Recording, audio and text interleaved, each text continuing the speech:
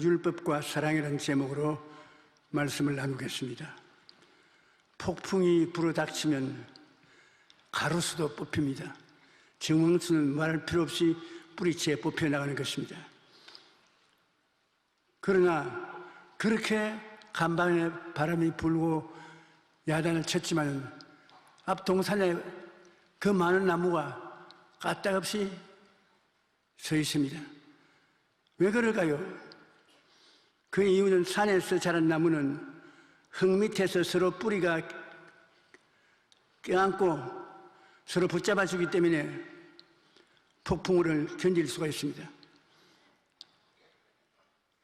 정원에 있는 나무는 고독하게 혼자 고고히 날 좀 보소, 날 좀 보소, 동티시달 꽃 본 듯이 날 좀 보소. 그런데 바람이 부니까 본을 들여 대시면 뿌리채 뽑아버리지. 그러나 산에 있는 숲풀은 흙 밑에 서로 뿌리를 내서 끌어안습니다. 서로 사랑하고 끌어안고 있어.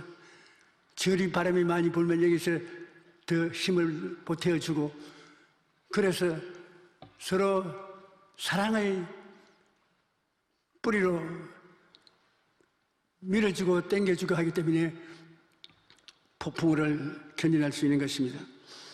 우리는 자기 자신을 바라볼 때 관용과 은혜의 눈으로 바라보고, 다른 사람을 바라볼 때는 사랑 없는 율법적인 눈으로 바라보기가 쉽습니다.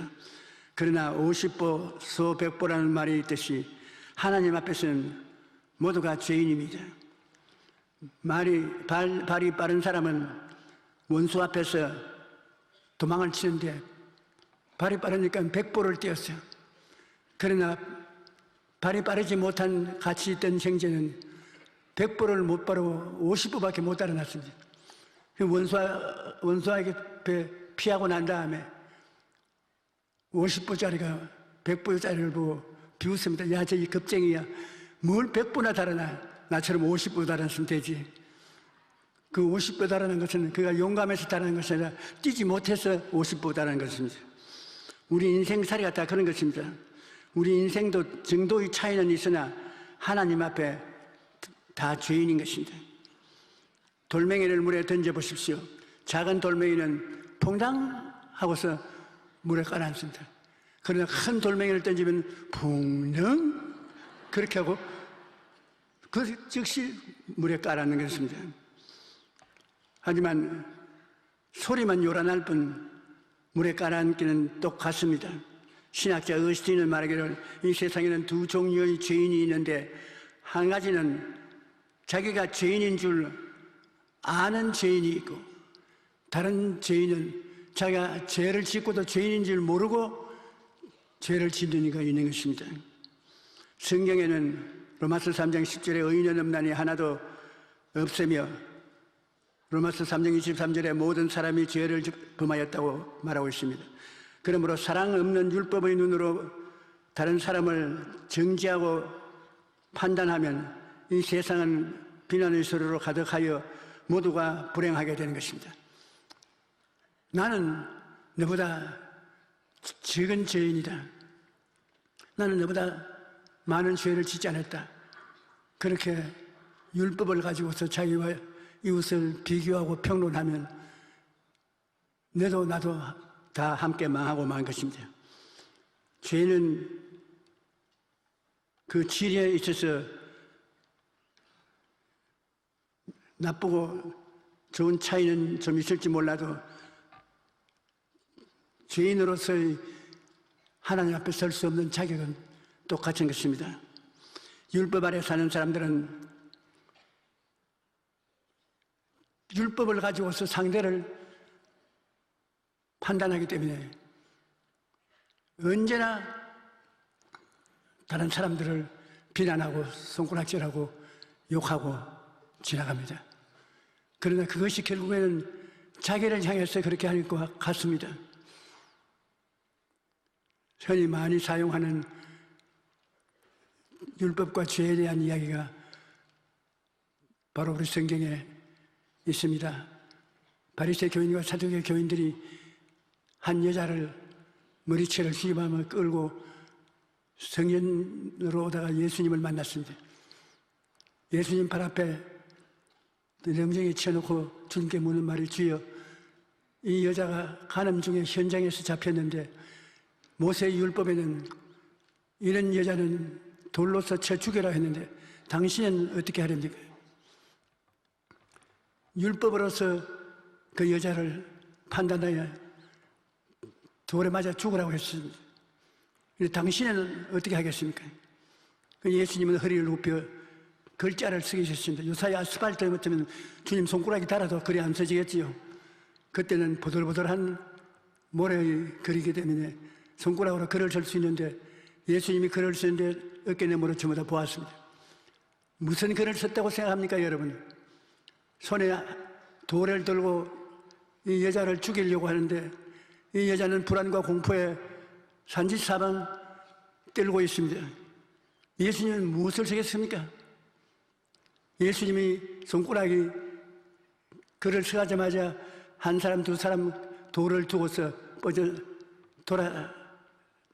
달아났습니다.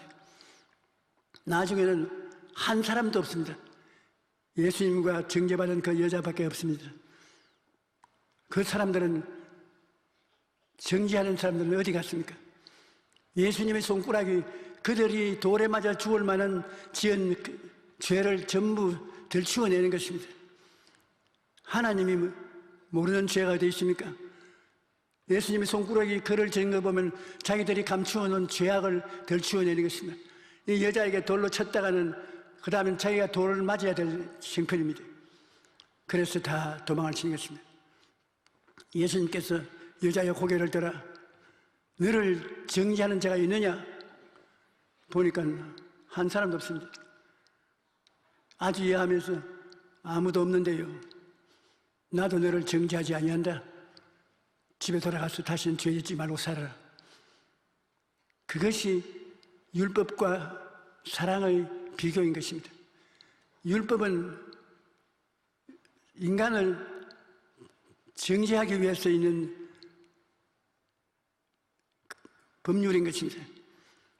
예수님은 인간을 살리기 위한 사랑을 주기 위해서 온 것입니다. 사랑은 생명이고 율법은 사망입니다. 율법이 엄히 시행되는 곳에는 죽음이 있습니다. 한 집안에도 아버지 어머니가 엄청나게 무섭게 율법적으로 행하면 애들이 기가 죽어버리고 생명을 잃어버리는 것입니다. 그러나 아버지 어머니가 집안에서 사랑을 실천하면 생명이 넘치고 즐거움이 넘친 것입니다. 도적이 오는 것은 도적질하고 죽이고 멸망시키는 것뿐이요, 인정한 것은 양으로 생명을 얻게 하되 풍성히 얻게 하려 하노라. 율법은 도적입니다. 그리고 예수 그리스도는 우리의 구주 예수 그리스도인 것입니다. 그러므로 우리 하나님께서 모세를 통하여 유대민족을 다스렸습니다만 율법으로서 의롭다함을 얻을 사람이 한 사람도 없었습니다. 모든 사람이 죄를 범했습니다.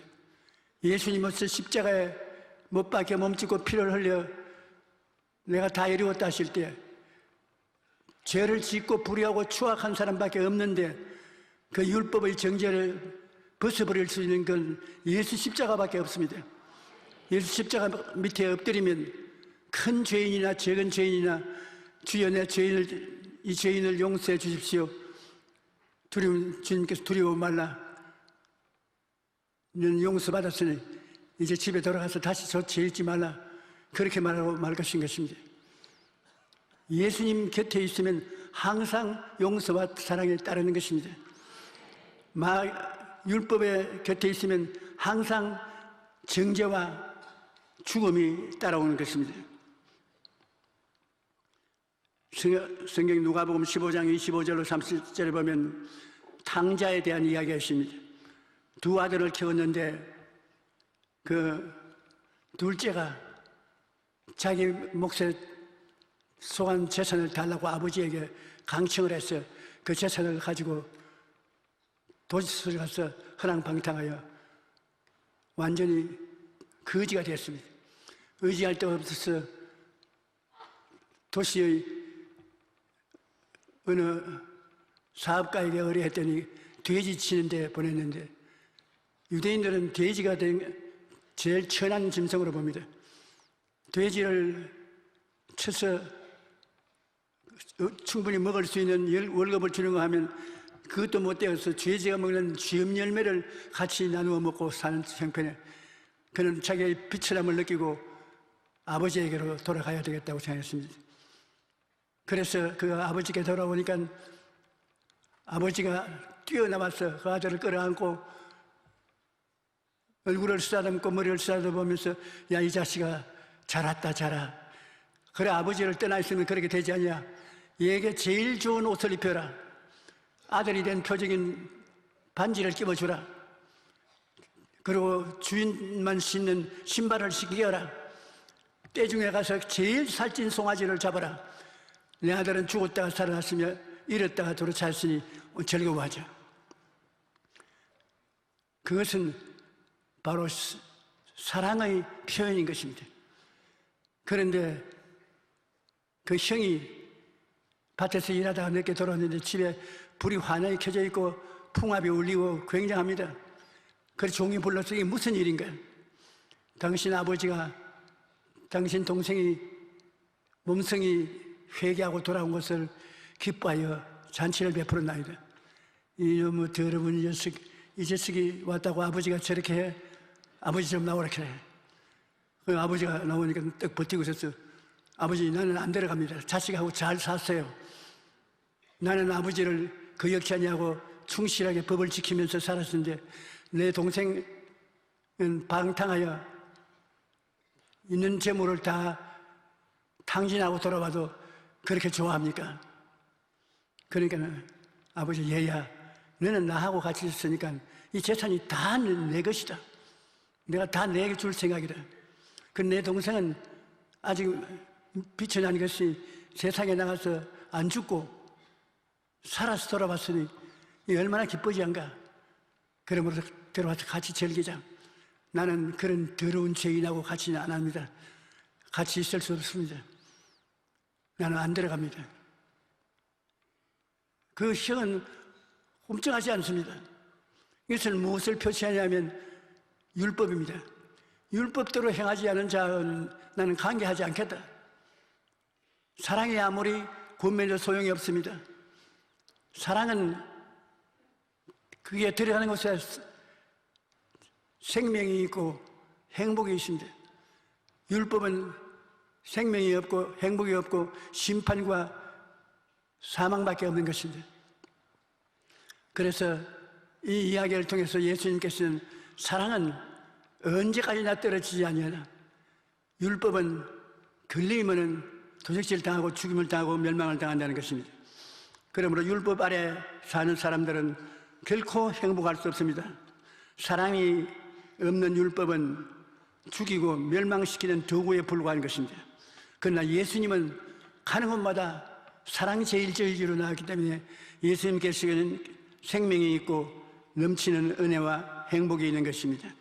최근 비난 게임이라는 책을 쓴 심리학자 벤 데트너 박사는 수많은 기업들을 상대로 컨설팅을 했는데 조직을 와해시키는 최악의 문제들을 모두 비난 때문에 생긴 것이라고 말했습니다. 책임 회피와 남 탓하기를 팽배한 조직은 그것이 국가든 회사든 비영리단체든 제대로 돌아가지 않으며 에너지와 시간의 낭비, 인력의 이탈이 일어나 결국 막대한 피해를 입고 망하게 한다는 것입니다. 그는 심리학 연구 결과를 토대로 인간이 책임을 회피하고 남에게 비난을 돌리는 것은 우리 유전자에게 새겨져 있는 본심이라고 말을 했습니다. 비난하는 본능은 인간뿐 아니라 동물에게도 볼 수 있다고 합니다. 실제로 고릴라를 대상으로 실험을 했는데 장난감이 망가지자 고릴라가 수화로 직원을 가리키면서 이건 저놈이 모가지를 잘랐지 내가 자르지 않았다고 변명하는 것을 보았습니다. 데트너 박사는 이러한 비난 게임에 승자가 없으며 모두가 피해자가 된다고 말했습니다. 그리고 비난 게임의 승리자는 유일한 방법은 이 게임을 시작하지 않은 것이 승리자가 된다고 말하는 것입니다. 그러므로 아담과 하와가 서로 비난합니다. 하나님께서 아담에게 내가 왜 선악과를 먹었느냐? 내가 먹은 것이 아니라 아버지가 만들어준 이 여자가 먹으라 해서 먹었습니다. 자기 아내를 비난하고 정죄했습니다. 그 하와가 네가 어찌하여 너 남편을 꾀가지고서 선악과를 먹겠냐? 아니요, 저 사탄이 나를 꾀물어 내가 사탄에 넘어가서 쌀 먹었습니다. 사탄은 그 자체가 죄악이기 때문에 변명할 수도 없는 것입니다. 그 이후로 인간의 피 속에는 율법과 비난이 유유히 흐르고 있습니다. 서로 쳐다보면 너 때문에 내가 이 꼴락지가 났다. 남편은 아내가 잘못해서 집안이 이 꼴락지가 났다. 아내는 남편 때문에 이 모양이 됐다. 부모는 자식 못 두었기 때문에 이렇게 되었다. 자식은 부모가 안 돌봐줘서 이렇게 되었다. 국회의원이 나빠서 못하게 되었다. 장관이 잘못해서 이렇게 되었다. 대통령이 잘못해서 이렇게 되었다. 여자 대통령이 되기 때문에 잘못되었다. 사람들은 있는 것 꼭 나무 때문에 잘못됐다고 자기가 책임을 걸머지지 않습니다. 그리고 쥐꼬리 많은 율법을 가지고서 전부 정죄를 하는 것입니다. 사람은 사랑을 통해서 행복해지는데 진실한 행복을 얻는 사람이 별로 많지 않습니다. 얼굴에 큰 율법 간판을 들고 율법으로서 정죄하는 것입니다. 정죄하기는 참 쉽습니다. 그러나 낙심하고 절망한 사람을 이렇게 세워주고 사랑을 주어서 생명을 얻게 하는 것은 힘든 일인 것입니다. 어떤 개인이나 가정이나 사회단체나 교회나 갈라져서 정죄하고 심판하고 물어뜯는 것은 하기는 쉽습니다만 그러한 단체는 기어코 망하고 마는 것입니다. 갈라디아서 5장 15절에 보면 만일 서로 물고 먹으면 피차 멸망할까 조심해라. 비난은 또다시 다른 비난을 낳고 가정이든 사회든 국가든 파멸로 몰고 가는 것입니다. 비난 게임을 하면 비난해서 이긴 사람도 없고 진 사람도 없습니다. 오직 망할 것다는 것입니다. 사람은 사랑을 하게 되면 친구가 많아진 겁니다. 율법으로 나아가면 혼자 살게 되는 것입니다. 함께 서로 붙잡아주는 삶이 사랑이요. 율법은 이웃을 심판하고 멀리하여 외롭게 살아가게 됩니다. 요한복음 14장 34절에 새 계명을 너희에게 주노니 서로 사랑하라. 내가 너희를 사랑한 것 같이 너희도 사랑하라. 기독교 신앙은 뭡니까? 사랑하기 위한 신앙인 것입니다. 기독교 신앙에 율법을 들고 나와서 정죄하면 그것은 기독교 신앙이 아닌 것입니다. 베드로전서 4장 8절에 보면 무엇보다도 뜨겁게 서로 사랑할지니 사랑은 허다한 죄를 덮나니라. 율법은 들고 나오면 그 율법의 안경을 쓰고 보면 전부 다 죄인으로 보이는 것입니다. 전부 다 죄인입니다. 너도 죄인, 너도 죄인, 너도 죄인, 죄인입니다. 그러나 예수 그리스도의 사랑의 안경을 끼고 보면 아유, 저건 죄 아니다. 저건 아무것도 아니다. 저거 가지고서 정죄할 수가 없다. 왜? 내가 이미 제 죄값을 청산하고 왔으니까. 예수 그리스도는 우리의 죄를 다 보고 아십니다. 그러나 주님이 하나도 없이 책임을 지고 십자가를 걸머졌기 때문에 용서할 수가 있는 것입니다. 그러므로 예수님의 용서를 받고 난 다음에는 용기와 힘이 생기고 믿음, 소망, 사랑이 생기고 생명이 넘쳐나는 것입니다. 예수님은 내가 온 것은 너희로 생명을 얻게 하되 풍성히 얻게 하려 왔다. 도적이 오는 것은 도적질하고 죽이고 멸망시키려는 것뿐이지, 그래 나는 그 목적으로 온 것이 아니다. 생명을 얻되 풍성히 얻게 하기 위해서 왔다.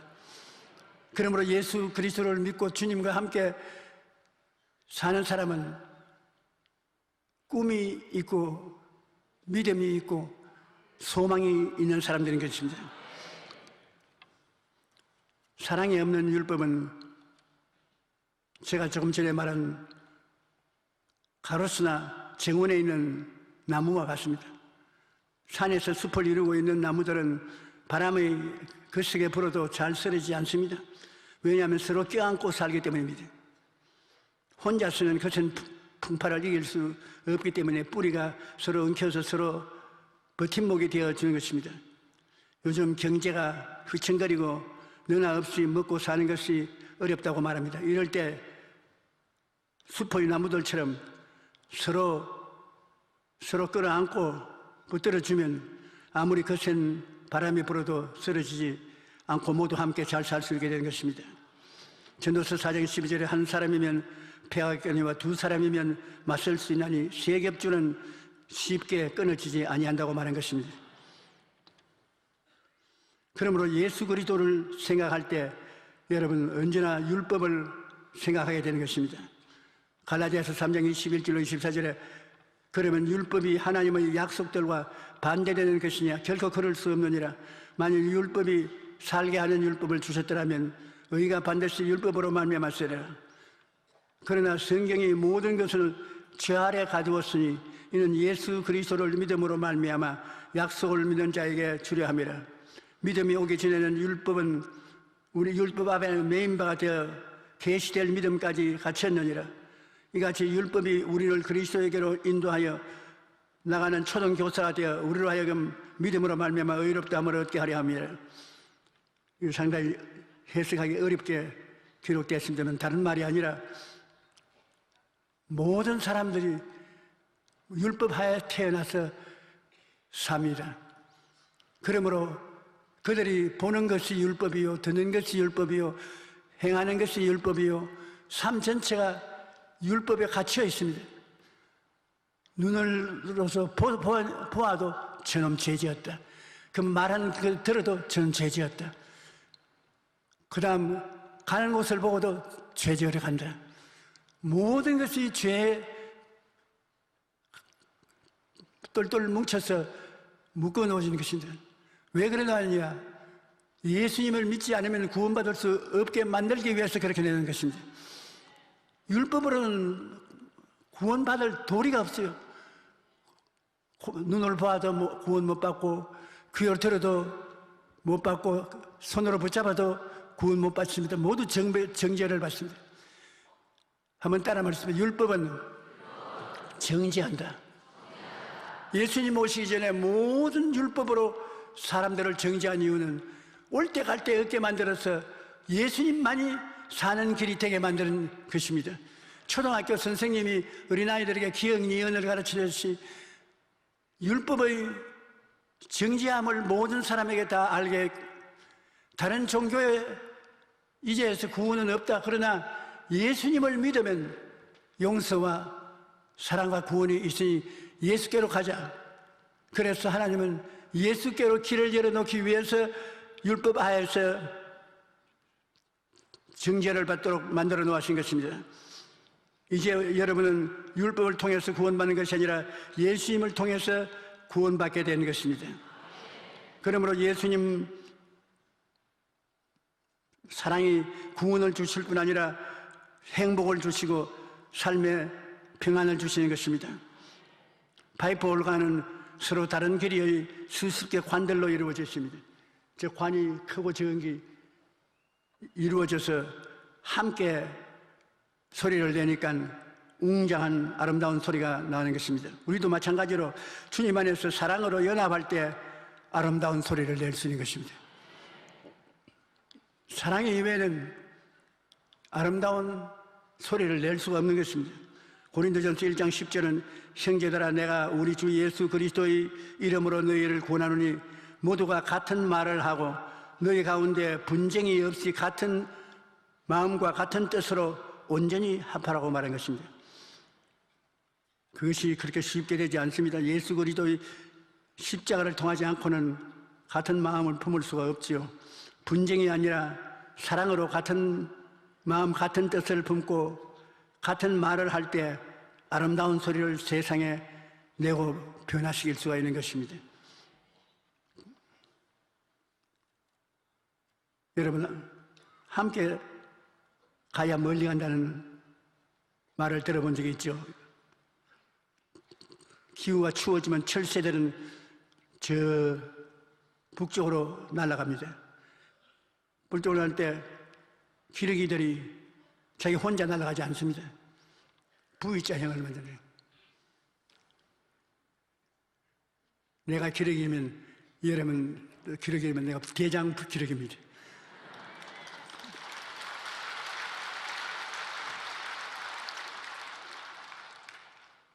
왜 대장 기러기가 있어야 되냐면, 대장 기러기가 힘이 있고 능력이 있으므로 날개를 치면 바람이 위로 올라가죠. 뒤에 확 날개를 치면 바람이 위로, 그럼 약한 것이 그 강한 기러기 뒤에 딱 붙어 있으니까 그 상승하는 기류를 받아 별로 힘 안 들이고 날아갈 수 있는 것입니다.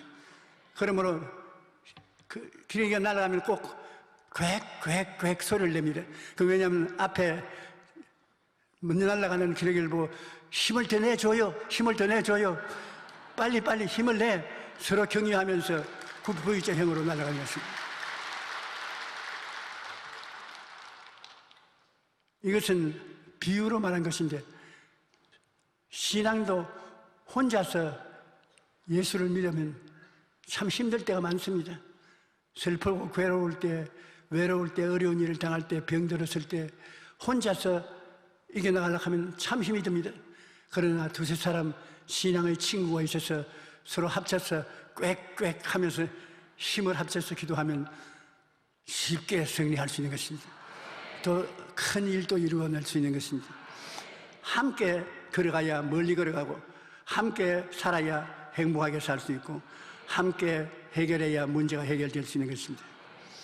우리 인생은 지치지 않고 멀리 험한 인생길을 걸어가려면 서로 정죄하거나 비판하지 말고 사랑을 통해서 허물을 덮어주고 서로 붙들어주고 밀어주고 끌어안으면 멀리 가고 잘 가고 성공할 수가 있는 것입니다. 우리가 저 야산에는 나무보다 지혜롭다고 생각하지 마십시오. 폭풍우가 다가오면 다 뿔뿔이 헤어지고 정죄하고 나만 살겠다고 떠나고 마는 것인데, 산에 있는 나무들은 힘차게 뿌리를 뽑아서 서로 뿌리끼리 끌어안고 너 죽고 내 죽고 죽으면 같이 죽지, 살아도 같이 자고, 그러니 아무리 바람이 와서 불을 제껴도 까딱도 없어요. 그러나 수려한 가로수, 정원수들은 그냥 뽑혀서 날아가는 것입니다. 경관이 좋게 하기 위해서 심어놓은 나무들은 경관을 위한 나무들이지 사랑을 위한 것이 아닙니다. 우리는 이 세상에 사랑의 뿌리를 내어서 서로 붙잡아 줘야 역경을 이기고 살아갈 수가 있는 것입니다. 멀고 험한 인생길에서 서로를 정죄하고 비판할 것이 아니라 서로 격려하고 응원해 줘야 되는 것입니다.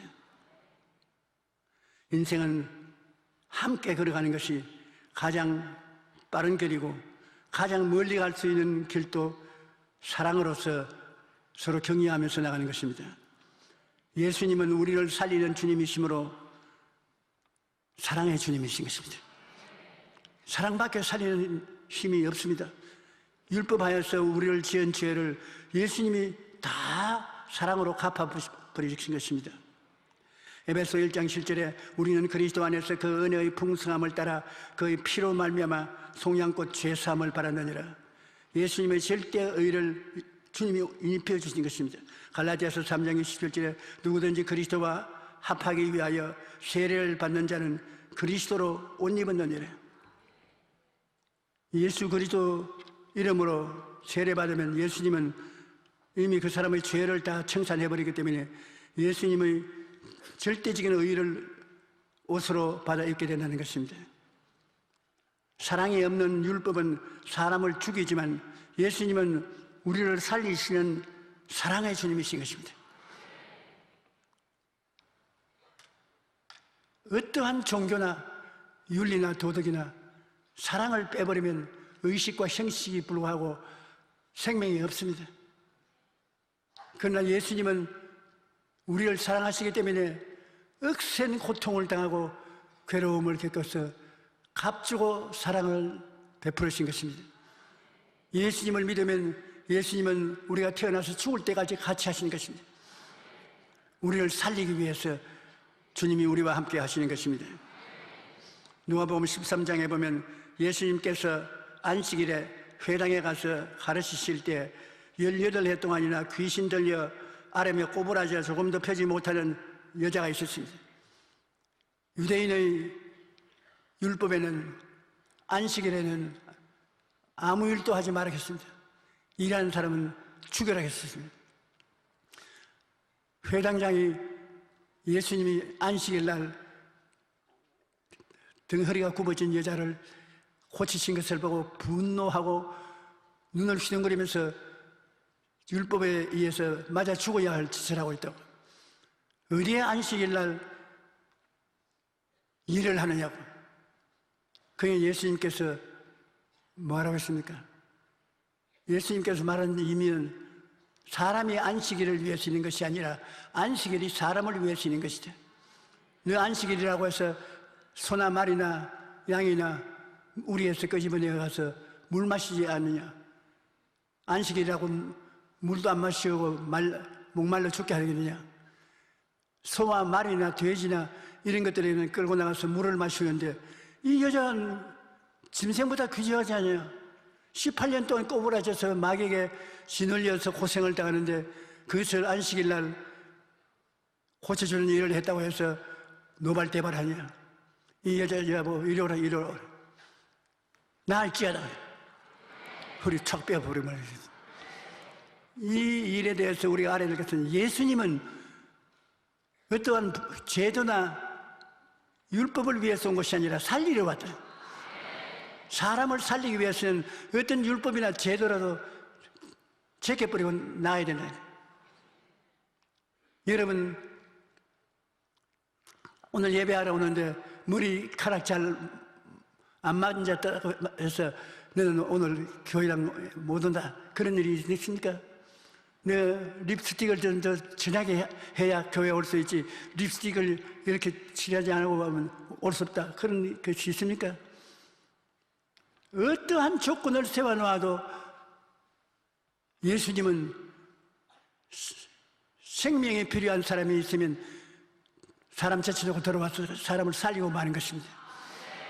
여러분과 나를 살리기 위해서 십자가에 빨가벗고 6시간 동안 매달려서 몸을 찢고 피를 흘리신 것입니다. 사람으로서 상상할 수 없는 고통을 당했습니다. 다 여러분의 생명을 얻을 때 더 풍성히 얻게 하기 위해서 그렇게 하신 것입니다. 여러분을 죄를 대신 짊어지고 허물을 청산하시고 병을 고치시고 저주를 제하시고 사망과 음보를 철폐하시고 영원한 생명을 주기 위해서 고난당하신 것입니다. 그러므로 예수 그리스도를 종교라고 말할 수 없습니다. 예수 그리스도는 여러분의 길이요 진리요 생명인 것입니다. 바로 그분이 길이요 그분이 바로 진리요 그분이 바로 생명입니다.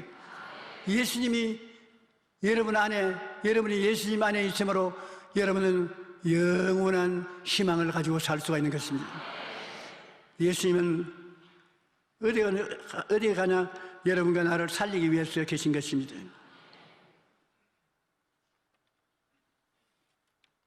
사랑이 없는 율법은 서로 간의 하나됨이 아니라 분열을 하고 파멸을 가져옵니다. 율법 아래 사는 사람들은 시련풀과 같이 생명력이 위축된 채 살아가고 있는 것입니다. 사랑은 생명을 살리는 것입니다. 예수님께서 오신 것은 우리로 생명을 얻게 하고 다 풍성히 얻게 하려 오셨습니다. 그러므로 우리는 서로 판단하고 정죄할 것이 아니라 예수 그리스도 안에 있는 생명의 성령의 법 아래서 사랑하며 살아나가십시다.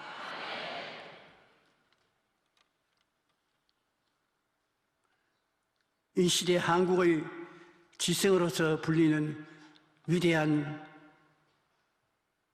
교수가 계십니다. 그거는 성명은 이어령 교수입니다. 우리는 사회를 천리마를 죽이는 사회라고 말한다고 그가 말씀한 적이 있습니다. 천리마가 천리를 뛰도록 응원하고 격려하기는 그냥 천리마에 짐을 지우고 그 무게에 짓눌려 죽게 하는 것이 한국 사회라고 그는 말했습니다. 한국 사회에 천리마들이 많이 생겨나야 세계적인 나라가 되고 세계적인 국가가 될 수 있는데, 우리 한국 사회는 천리마가 되어 오면 박수를 치고 저 잘 뛰게 해주는 것이 아니라 다리를 비틀어 놓고 목을 뒤틀어 놓고 뼈를 어긋나게 하고 천리마가 못 뛰게 만드는 것입니다. 우리 한국 민족만큼 시기와 질투가 많은 나라가 없습니다. 한 해를 보내면서 제가 솔직하게 고백하고 싶은 마음이 있어서 말 한마디를 하는데, 50년을 목회하고 뒤로 물러가는 사람으로서 지나온 세월을 깊이 생각해 볼 수밖에 없습니다. 그런데 하도 거짓말로 옷을 벗기고 짓밟고 문들기 때문에 나중에는 사는 것이 진저리가 날 때가 있었습니다. 그래서 내가 주님께 기도를 여러 번 했습니다. 하나님, 이제는 더 견디지 못하겠으니까 주님이 알아서 해 주십시오. 하나님의 몸된 교회에는 상처를 입힐 수가 없으니 주님께서 데리고 가시든지 주님께서 처리를 하시든지 하십시오. 이제는 세계적으로 많은 모임이 있는 곳에 와서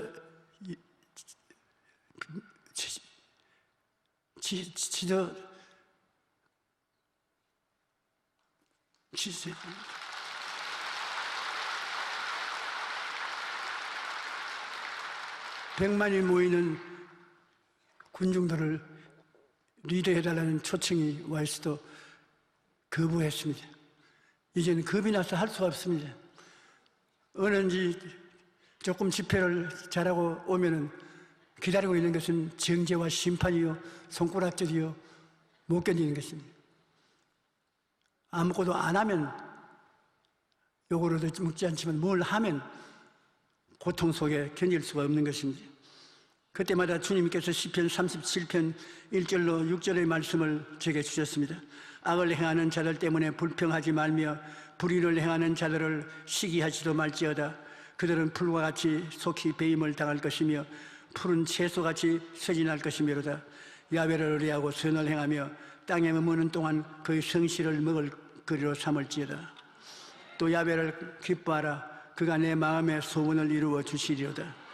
내 길을 야훼께 맡기라. 그러면 그를 의지하면 그가 이루시고 내 의를 빛같이 나타내시며 내 공의를 정오의 빛같이 하시리로다.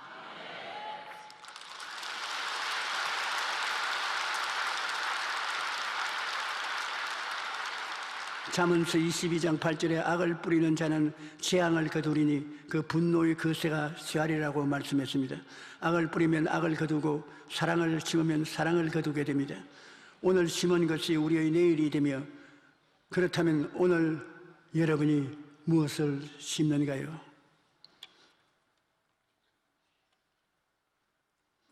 일본의 유명한 소설가 미우라 아이코 여사가 속 빙점이라는 책에 이런 말을 적었습니다. 일생을 마친 다음에 남는 것은 우리가 모은 것이 아니라 우리가 남에게 준 것이다.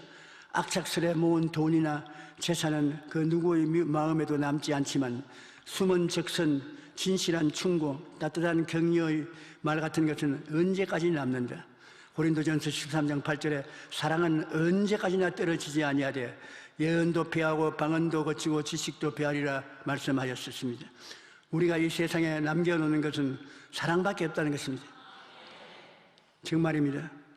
남겨놓은 것은 다른 아무것도 안 남습니다. 사랑밖에 남지 않습니다. 예수님께서는 마지막 때가 되면 불보의 성함으로 많은 사람의 사랑이 식어지겠다고 탄식했습니다. 우리는 사랑이 식어가는 세대일수록 더욱 열심히 사랑하기로 노력을 해야 되는 것입니다. 이 이야기를 하고 마치겠습니다. 러시아의 문호 톨스토이가 여행 중에 주막에 들러 하룻밤을 지내고 다음날 떠나려고 하는데 주막에 있던 주막집 어린 딸이 톨스토이의 빨간 가방이 가지고 싶어서 아픈 중에서도 그 빨간 가방을 자꾸 만지고 어머니에게 이 빨간 가방을 자기에게 달라고 부탁을 했습니다. 톨스토이는 여행 중이었기 때문에 여행을 마치고 돌아올 때 이 아이에게 빨간 가방을 주겠다고 생각했습니다. 그런데 여행을 마치고 가방을 두려고 그곳을 다시 방문했을 때 아이는 이미 죽어 없어졌습니다. 톨스토이는 마지막 소문을 들어주지 못한 것을 후회하며 안타까운 마음에 아이의 무덤에 비석을 세우는데 이런 글자를 새겼습니다. 사랑을 미루지 말라.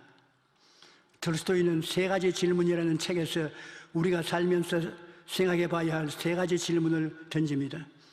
첫째, 여러분 인생에서 가장 중요한 때는 언제입니까? 둘째, 인생에서 가장 중요한 사람은 당신 누굽니까? 셋째, 인생에서 가장 중요한 일은 무엇입니까? 그는 대답하기를 여러분 인생의 가장 중요한 때는 언제입니까? 지금입니다. 인생의 가장 중요한 사람은 누굽니까? 지금 나와 같이 있는 사람인 것입니다. 인생의 가장 중요한 일은 무엇입니까?